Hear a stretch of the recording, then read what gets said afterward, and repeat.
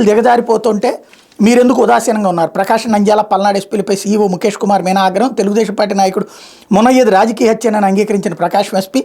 ఇమాం హుస్సేన్ హత్యకు వ్యక్తిగత కుటుంబ కక్షల కారణమని నంద్యాల ఎస్పీ. మాచర్ల కారు దహన నిందితులను ఎందుకు పట్టుకోలేదని పల్నాడు ఎస్పీపై ఆగ్రహం. నివేదికలు సీఈసీకి పంపుతాం, ఆదేశాల మేరకు ఆధారంగా తదుపరి చర్యలు. మీనా ఎన్నికల షెడ్యూల్ విడుదల కాగానే మీ పరిధిలో రాజకీయ హత్యలు, హింసాత్మక ఘటనలు చోటు చేసుకోవడం ఏంటి? వాటిని ఎందుకు నియంత్రించలేకపోయారు? రాజకీయ హత్యలకు పాల్పడేనంతగా పరిస్థితులు దిగజారిపోతుంటే మీరెందుకు ఉదాసీనంగా వ్యవహరించారు? శాంతి భద్రతల పరిరక్షణలో నిర్లక్ష్యం ఏంటని ప్రకాశం జిల్లా ఎస్పీ పరమేశ్వర రెడ్డి, నంద్యాల ఎస్పీ రఘువీరారెడ్డి, పల్నాడు ఎస్పీ రవిశంకర్ రెడ్డిలపై రాష్ట్ర ప్రధాన ఎన్నికల అధికారి ముఖేష్ కుమార్ మీనా ఆగ్రహం వ్యక్తం చేశారు. రాజకీయ హింసకు ఆస్కారం ఇవ్వకుండా ఎన్నికలు నిర్వహించాలని పదే ఆదేశిస్తున్నా ఎందుకు పట్టించుకోలేదని నిలదీశారు.